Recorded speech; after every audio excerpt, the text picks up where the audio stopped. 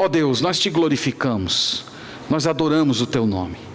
Nós pedimos que o Senhor receba cada uma das canções, desses louvores que foram entoados para magnificar a tua beleza.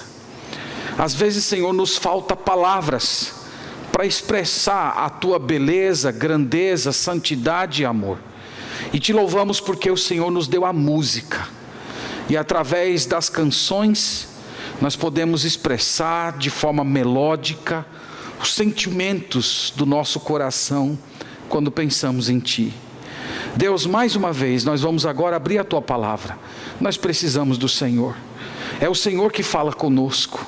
É o Senhor que abre o nosso entendimento. É o Senhor que ilumina a nossa mente. É o Senhor que grava as verdades da Escritura no nosso coração. E nós pedimos, ó Pai, realiza isso essa noite, para o nosso bem, para o Teu povo continuar Te glorificando nesse mundo, sendo luz nesse ambiente de trevas, mas sobretudo para o Teu nome ser glorificado. Então venha a nós, é o que pedimos em Cristo Jesus. Amém. Amém. Eu quero lhe convidar para o Evangelho de Jesus, segundo João, capítulo 20. Vamos ler esse texto que está em João 20, sendo que a nossa leitura será do verso 19 até o verso 23. João conta aqui de uma forma muito bela, profunda, a respeito da ressurreição de Jesus e também do impacto que ela causou no coração dos discípulos. Lembra que todo o nosso domingo está sendo dedicado a isso. Nós estamos tanto falando da ressurreição de Jesus, como também estamos mostrando como a ressurreição de Jesus impacta o coração do povo de Deus, muda a gente, inspira a gente para uma vida superior. Então, meus irmãos, antes de ler o texto, lembre algumas informações que são vitais. A Bíblia é dividida basicamente em duas partes. Nós temos o Antigo Testamento, que profetiza a respeito da chegada do Messias. E nós temos o Novo Testamento, que cumpre aquilo que o Antigo Testamento profetizou, e também fala como será o futuro, profetiza aquilo que ainda está por acontecer. O Novo Testamento tem 27 livros. 4 livros, que são os Evangelhos, eles servem para contar a respeito da vida e da obra de Jesus. Nós temos 21 cartas no Novo Testamento que contam o significado de Jesus para o povo de Deus e para a igreja de Cristo. Nós temos um livro de história que conta a respeito da fundação da igreja, da expansão da igreja e como Cristo está atuando no meio do seu povo. E nós temos um livro de profecia que conta aquelas coisas que Jesus ainda fará. São livros diferentes, com características, tipos de literaturas diferentes, mas todos os livros do Novo Testamento possuem um ponto em comum. Todos eles tratam Jesus como um ser que está vivo, que está ativo e que está hoje presente no nosso meio, operando por meio do Espírito Santo no povo de Deus. Então hoje eu quero olhar com vocês a primeira aparição de Jesus após a sua ressurreição. Enquanto nós consideramos essa aparição, eu gostaria que você olhasse comigo a situação do coração dos discípulos. Vocês vão perceber que eles estão, sobretudo, assustados. E aqui eu quero tentar investigar com vocês hoje como foi esse evento, o modo como Jesus agiu, quais foram as suas palavras e o que isso produziu no coração dos discípulos. Mas a pergunta fundamental que nós vamos tentar tratar hoje é: o que essa passagem ensina a respeito de Jesus?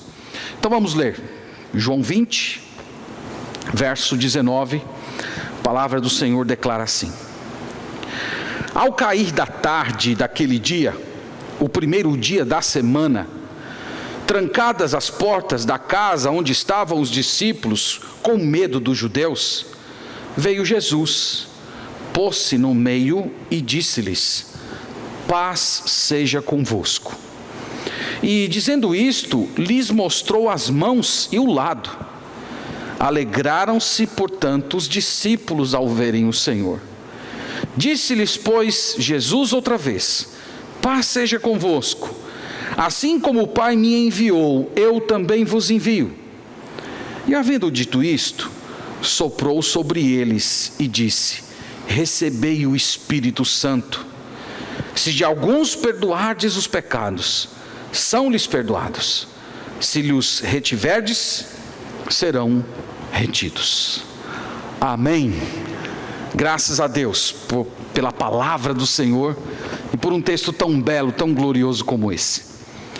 O que esse texto ensina a respeito de Jesus? O que esse texto fala a respeito dos seus atributos, do seu caráter? Nós vamos ver aqui três atributos, três atividades de Jesus que estão ligadas a esse texto aqui. Então a primeira coisa que nós aprendemos em João 20:19 é que Jesus é ilimitado. Meus irmãos, esse evento que nós acabamos de ler aqui, ele ocorreu no domingo à noite. No domingo pela manhã, você tem a narrativa aí desde o versículo 1 do capítulo 20, Jesus aparecendo sobretudo a Maria Madalena. E esse evento aqui ocorreu no final da tarde e início da noite. E tem três situações que ocorrem nesse texto aqui, que mostram o quanto Jesus é ilimitado. A primeira coisa que nós vemos aqui nesse texto é que as portas estavam trancadas. Os discípulos de Jesus estavam cerrados dentro de um cômodo, e o texto sagrado diz que Jesus simplesmente apareceu no meio deles. Jesus não bateu a porta, ninguém precisou abrir a porta, Jesus simplesmente apareceu no meio deles. E vocês sabem muito bem que o Senhor Jesus aqui, ele não era um espectro, ele não era um fantasma. O evangelista Lucas, vocês lembram que o Lucas era médico, e o médico por natureza, ele é bem mais detalhista. E se você olhar em Lucas 24, você vai ver que no relato paralelo, Lucas coloca alguns detalhes aqui. Eu acredito que essas especificidades têm a ver com o fato de ele ser médico e ele ser muito, muito detalhista. Olha no capítulo 24, versículo 39, ele está narrando o mesmo evento, mas ele acrescenta aqui alguns detalhes, dizendo assim: vede as minhas mãos e os meus pés, que sou eu mesmo. Apalpai-me e verificai, porque um espírito não tem carne nem ossos, como vedes que eu tenho. Dizendo isto, mostrou-lhes as mãos e os pés. E por não acreditarem eles ainda, por causa da alegria, e estando admirados, Jesus lhes disse: tendes aqui alguma coisa que comer? Então lhe apresentaram um pedaço de peixe assado e um favo de mel, e ele comeu na presença deles. Então aqui o evangelista Lucas, ele é bem mais detalhado. Ele faz questão de mostrar que Jesus não apareceu em espírito. Jesus Cristo não apareceu como um ente apenas espiritual. Ele tem um corpo físico. Ele apareceu com carne, ele apareceu com ossos, mas ao mesmo tempo não é um corpo igual ao nosso, porque o texto diz que estava tudo fechado e ele simplesmente apareceu entre eles. É aqui que nós vemos o mistério do corpo glorificado. Isso aqui lança um pouco de luz a respeito de como serão os nossos corpos no porvir, quando nós formos glorificados para viver eternamente com o Senhor Jesus. Então é um corpo humano, é um corpo que tem carne, é um corpo que tem ossos, mas ao mesmo tempo é um corpo ilimitado. É um corpo que entra em um lugar que é inacessível. E meus irmãos, isso nos ensina algo a respeito de Jesus. Jesus é ilimitado. Jesus entra onde ninguém mais pode entrar. Jesus hoje, com o seu corpo glorificado, ele pode chegar aos lugares físicos e também aos lugares espirituais, e aqueles lugares que são chamados de metafísicos, que inclui a mente, inclui os sentimentos, inclui o mais profundo da nossa alma. Jesus, ele entra em todos os lugares, não tem limites para ele. Todas as camadas complexas da nossa vida, até mesmo aquelas partes de dentro de nós que nem nós compreendemos às vezes como elas funcionam. Todos esses ambientes físicos, espirituais, psicológicos, são ambientes familiares para Jesus. Ele é ilimitado, ele transita com muita facilidade em todos os ambientes da realidade, seja física, seja espiritual, seja psicológica. Esse é o grande benefício da ressurreição de Cristo. Ele pode transitar em todos os lugares físicos e também em todos os ambientes da sua alma. No versículo 19 tem mais um detalhe que mostra o quanto o Senhor Jesus é ilimitado. Diz assim: ao cair da tarde daquele dia, o primeiro dia da semana, trancadas as portas da casa onde estavam os discípulos, com medo dos judeus. Os discípulos estavam com medo. Eles haviam depositado toda a esperança neles, que Jesus iria cumprir todas as promessas, todas as profecias do Antigo Testamento, que ele iria se tornar rei de Israel, que ele iria derrotar os romanos, mas de repente Jesus morreu e eles ficaram sem saber para onde ir, e ao mesmo tempo estavam com medo. Eles estavam com medo. Se você for parar para pensar, o medo cerca a vida de todo aquele que é de Deus. Eu também tenho medo. Eu tenho medo de fracassar. Eu tenho medo de prejudicar a igreja de Cristo. Eu tenho medo de meus filhos não amarem ao Senhor. Eu tenho medo de não ter fé na hora da morte. Eu tenho medo do mundanismo. Eu tenho medo de me tornar inútil no trabalho do Senhor. Mas o que nós percebemos aqui, irmãos, é que a presença de Jesus transforma completamente os sentimentos dos discípulos. O texto diz lá no meio do verso 19, que os discípulos estavam com medo dos judeus. Veio Jesus, pôs-se no meio deles e disse-lhes: paz seja convosco. E dizendo isto, lhes mostrou as mãos e o lado. Alegraram-se, portanto, os discípulos ao verem o Senhor. Aqui nós percebemos mais um aspecto desse Cristo ilimitado. Ele muda de dentro para fora. Ele muda as emoções. Ele arranca o medo e substitui o medo pela alegria. Ele é ilimitado, meus irmãos. Ele continua o mesmo ser poderoso. Ele tem todo o poder de entrar na sua vida e arrancar todos os medos que você carrega, e às vezes até aqueles medos que são desconhecidos, e ele retirar de tudo isso do seu coração e te dar alegria, alegria veraz, alegria plena, alegria nele. Tem mais um terceiro aspecto aqui, que mostra que Jesus é ilimitado. Lá no final do verso 19, diz assim: Jesus pôs-se no meio deles. Sabe o que João está tentando mostrar para todos nós aqui? É que Jesus não é distante, que Jesus não é um Deus que veio a esse mundo e que ressuscitou e hoje vive do outro lado da realidade, sem se importar como nós estamos. Jesus está entre nós.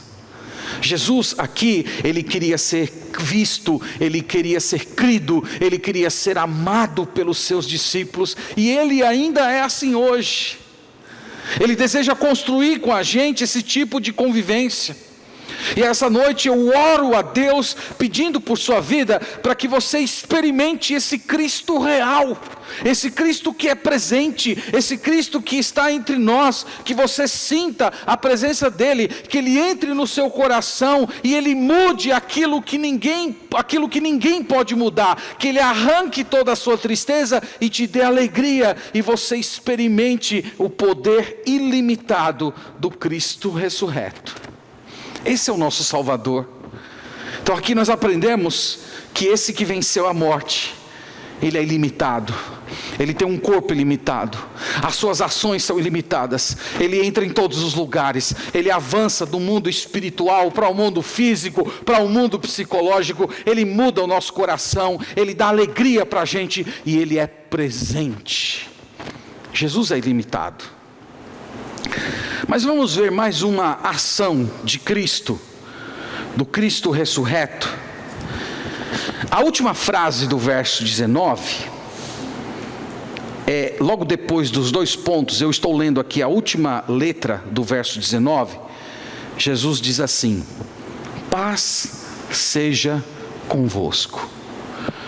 Além de ser ilimitado, em segundo lugar, o nosso Salvador concede paz. Paz é o oposto do conflito. Vocês sabem muito bem que há muitas pessoas que estão com a vida arruinada por causa de conflito, por causa de fraqueza, às vezes por falta de um propósito, de um objetivo de existência. E aqui o texto está dizendo que Jesus morreu e ressuscitou para ser a nossa paz. Jesus não quer que você tenha uma vida arruinada. Efésios capítulo 2, versículo 17, versículo 14, diz assim que Cristo é a nossa paz. Diz que Cristo veio e evangelizou a paz a nós. Então Jesus Cristo, antes de se relacionar com você de qualquer maneira, ele precisa estabelecer a paz entre ele e você. E é o que está acontecendo aqui com os discípulos. Quando Jesus, preste atenção bem nisso, quando Jesus está dizendo assim, paz seja convosco, ele não está lidando apenas com o medo dos discípulos, ele está lidando com a covardia dos discípulos. Esses discípulos haviam abandonado ele, esses discípulos haviam fugido, um deles havia negado o Senhor Jesus Cristo.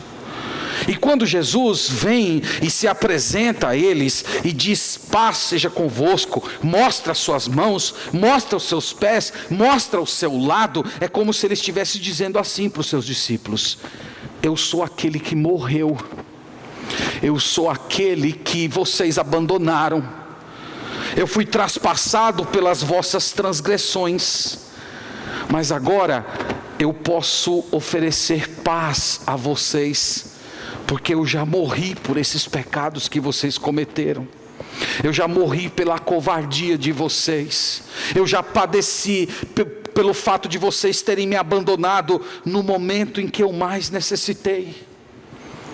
Jesus continua fazendo isso. Jesus ainda continua até hoje quebrando essa hostilidade que nós temos com Ele repetidas vezes na nossa vida cristã, em que nós às vezes insistimos nos mesmos pecados, em que às vezes nos acovardamos de viver uma vida cristã íntegra. Ele continua vindo e dizendo: eu morri, paz seja convosco, está tudo bem entre nós dois, eu já paguei por esse pecado que você cometeu, eu fiz as pazes com vocês, e o meu Espírito lhes dá a certeza de que isso é verdade. Há pelo menos na Bíblia 3 manifestações dessa paz que Cristo fala aqui. A primeira delas é a paz com Deus. Quando a Bíblia usa a expressão paz com Deus, é para dizer que Cristo se colocou entre nós e a ira do Pai. A ira do Pai deveria cair sobre nós, mas Cristo vem e se oferece como um substituto, e Ele recebe todo o sofrimento que deveria cair sobre a nossa cabeça. E agora o Pai pode nos receber como um Pai, como um Deus amoroso. Essa é a paz com Deus. Mas além da paz com Deus, há a paz com os outros. A paz com os outros vem dessa reconciliação espiritual, dessa união que há entre todos os cristãos. Essa união, essa cola é feita pelo Espírito Santo. E nós olhamos para as pessoas da comunidade cristã, às vezes de lugares distantes, e nós nos identificamos, nós nos aproximamos, nós temos amor por essas pessoas. Essa é a paz com os outros.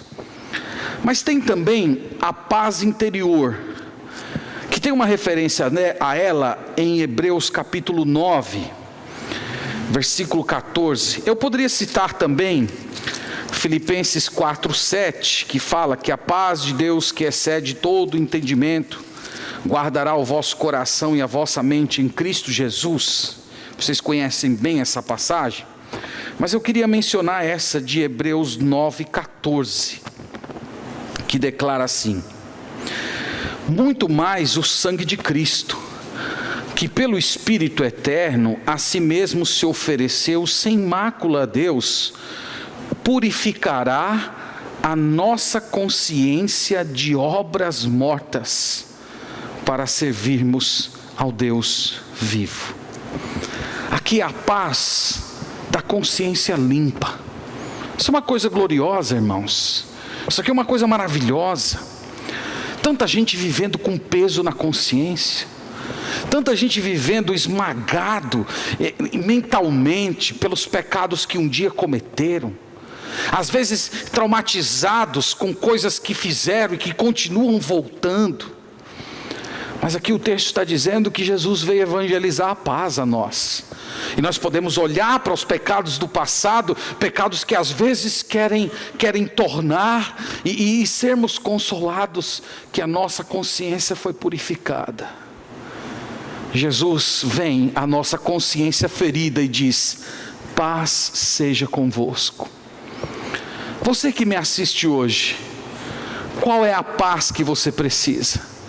Dessas manifestações da paz que vimos aqui, qual é a que o seu coração está carecendo? Você precisa de perdão de pecados, você precisa de paz com alguém que de repente você quebrou o relacionamento, você precisa de paz interna, ou talvez você precise de todas elas.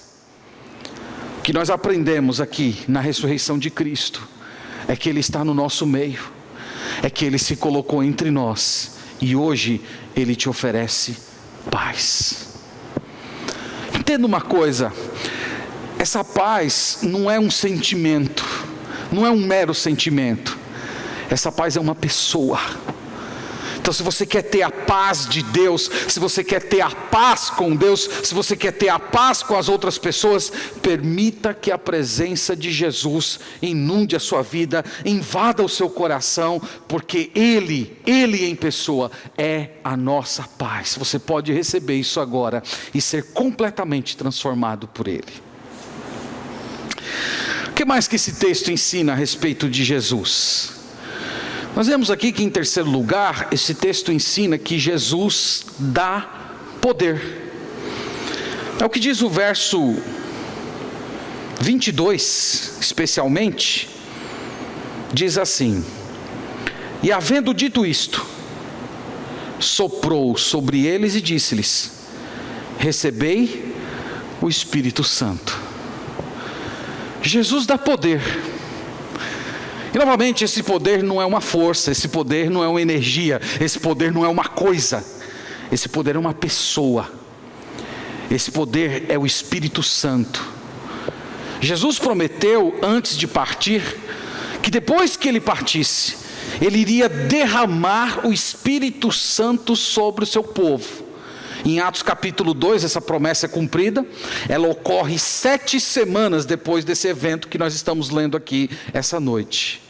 Atos capítulo 1, versículo 8, tão conhecido: mas recebereis poder ao descer sobre vós o Espírito Santo. Ali Jesus está reiterando essa promessa. Sabe o que Jesus está mostrando para os seus discípulos e para todos nós hoje? É que nós não podemos fazer a obra de Deus sozinhos.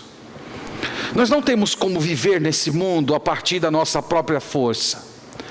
Nós precisamos de poder. Nós precisamos ser revestidos de Deus. E aqui, meus irmãos, há uma espécie de uma antecipação do que ocorreria em Atos capítulo 2. É um prelúdio, é uma prévia do que aconteceria. Eu não sei se acontecia isso na sua casa quando era criança, mas minha mãe, quando estava fazendo bolo, às vezes ela deixava a gente depois ficar comendo o conteúdo lá da colher, o restante que sobrava. É mais ou menos o que está acontecendo aqui. Os discípulos estão tendo uma antecipação, eles estão sentindo um pouquinho do sabor daquilo que seria derramado de uma forma plena em Atos capítulo 2. E Jesus já tinha profetizado que ia ser assim. Ele falou em João 16, verso 7, olha, eu vou partir, mas eu vou mandar para vocês o Consolador. E uma coisa que é muito bela, irmãos, nesse versículo que lemos, é essa unidade, essa ligação profunda entre Jesus e o Espírito Santo. É como se o Espírito Santo fosse o ar de Jesus. É como se o Espírito Santo fosse a própria respiração de Jesus. Ele chega entre os seus discípulos e sopra. Recebam o Espírito Santo. Isso é uma coisa gloriosa. Jesus disse em João 14, 18, que ele iria partir, mas ele não deixaria os seus discípulos órfãos.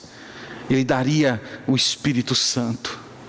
Depois de vivo, de ressurreto, ele envia o seu Espírito e ele sopra o seu Espírito sobre nós. E agora nós recebemos poder, agora nós podemos ser controlados pelo Espírito Santo. Nós podemos mortificar a nossa carne, nós podemos ouvir Jesus Cristo falando conosco através da Bíblia. Tudo isso é obra do Espírito Santo. Tudo isso aconteceu na sua vida porque um dia Jesus soprou do seu Espírito no seu coração. Só que esse poder, essa pessoa eterna, o Espírito Santo, foi lhe dado com um objetivo. Esse objetivo está no verso 21. Leia comigo aí, ele diz assim: disse-lhes, pois, Jesus outra vez: paz seja convosco, assim como o Pai me enviou, eu também vos envio. O Espírito Santo foi dado com um propósito. O Espírito Santo foi nos dado para sermos enviados, para sermos representantes, embaixadores, proclamadores, pregadores. Jesus está dizendo aqui para os seus discípulos e para todos nós assim, que eu estou soprando sobre vós o meu Espírito, para que vocês saiam daqui e vocês entrem nas suas famílias, na sua vizinhança e no mundo inteiro, e vocês proclamem a mensagem de que eu estou vivo, de que eu ressuscitei de entre os mortos, e que eu ofereço salvação gratuita a todo aquele que crê na minha morte e na minha ressurreição, como sendo um pagamento por seus pecados. Foi para isso que Jesus nos deu o Espírito Santo. Meus irmãos, como nós precisamos do Espírito Santo. Jesus está apresentando aqui para a gente a razão da nossa existência. Ele está aqui traçando o perfil da nossa história. Como é que nós devemos viver? Ora, Deus vem, faz a paz conosco, através de Jesus. Depois ele nos dá uma missão, colocando o seu Espírito em nós como selo e como poder. E com o Espírito de Deus ativo no nosso coração, ocupando os espaços da nossa alma, nós podemos vencer os nossos pecados. Nós podemos vencer a ira, a lascívia, a indiferença, a falta de fé, a amargura, o ciúme. Nós podemos frutificar no Espírito. E ao mesmo tempo, pelo Espírito Santo, no poder dele, nós podemos proclamar, falar de Jesus com ousadia e com poder. Esse é o objetivo da nossa vida. Esse é o caminho que Deus traçou para todos nós.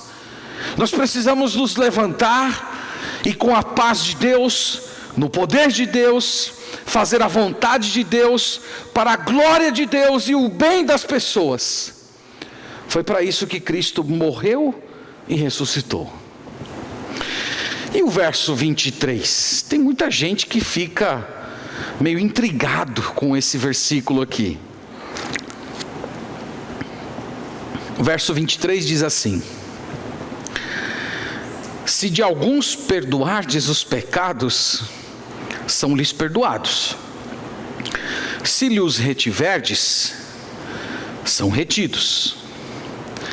Então tem muita gente que fica intrigada com a leitura desse versículo, mas evidentemente que Jesus não está dizendo que nós temos poder em nós mesmos para dizer que alguém está perdoado ou que alguém não está perdoado.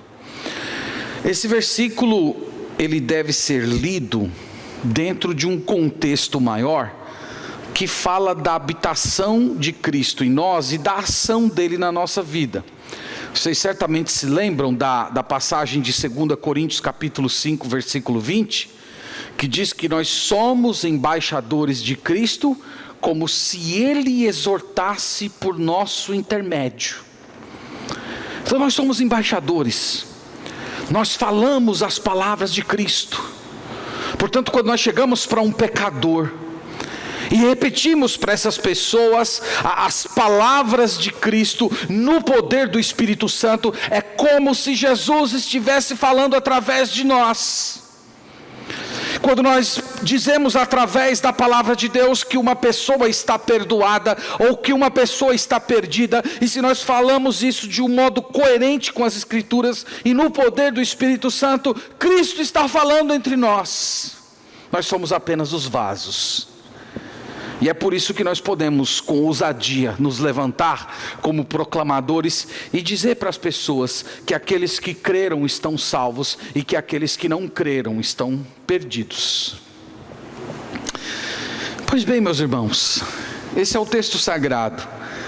Esta aqui é a palavra de Deus. São as 3 grandes informações que esse pequeno parágrafo nos ensina a respeito do nosso Senhor Jesus Cristo. Jesus Cristo é ilimitado. Ele pode entrar em qualquer lugar. Ele pode entrar até no seu coração que está cerrado. Ele vai onde ninguém pode chegar. Ele pode remover os seus temores, os seus terrores, os seus medos. Ele pode te dar alegria. Jesus também concede paz. Ele pacifica. Ele estabiliza os seus sentimentos. Ele pacifica Deus e você. Ele pacifica você e as outras pessoas. Ele te dá paz de consciência. Consciência ferida pelos pecados que um dia você cometeu. Jesus também te dá poder. Ele te dá o Espírito Santo para te fazer ousado, para te fazer um proclamador, uma proclamadora do nome dEle, para você ter poder para vencer os seus próprios pecados. Então o que você vai fazer diante de um Salvador tão glorioso? Essa noite eu quero chamar você a vir a Ele, a clamar por todos esses benefícios. Talvez você já seja uma pessoa de Deus convertida, e você olha para um texto desse e diz, eu não vejo isso acontecendo na minha vida. Eu não vejo essa ação ilimitada de Jesus no meu coração, nas minhas consciências, na minha consciência. Eu vivo com a minha mente cheia, eu não tenho paz, eu não tenho alegria, eu não tenho fervor, eu não tenho disposição, eu estou fraco, eu não tenho alegria em evangelizar, eu estou sendo derrotado pelos meus pecados, eu não tenho alegria, eu não experimentei esse poder. Jesus está presente. Você hoje, com os seus olhos da fé, pode vê-lo chegar a você e mostrar, está aqui, ó, as minhas mãos, os meus pés, o meu lado. Está tudo bem entre nós dois.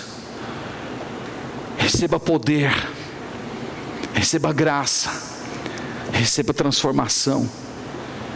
Jesus está vivo, Jesus está entre nós. E a minha oração por você essa noite é para que você experimente esse poder, essa transformação, essa alegria, essa renovação interna que o Jesus morto e ressurreto oferece para todos aqueles que são de Cristo. E você que ainda não creu em Jesus, eu convido você essa noite a se curvar diante dele, a dizer a ele, Senhor, eu quero ser participante de tudo isso. Eu preciso ter paz entre o Senhor e eu estou cheio de pecados, eu preciso de transformação e de perdão. Venha até Jesus, creia na morte dele, creia na ressurreição dele como um pagamento pelos seus pecados e você vai ser salvo. Que Deus, meus irmãos, nos abençoe. Que Ele abra o nosso coração para que dia após dia nós fiquemos encantados com a maravilha, com a beleza desse Cristo ressurreto que está entre nós e que um dia soprou do seu Espírito em nossa vida. Amém.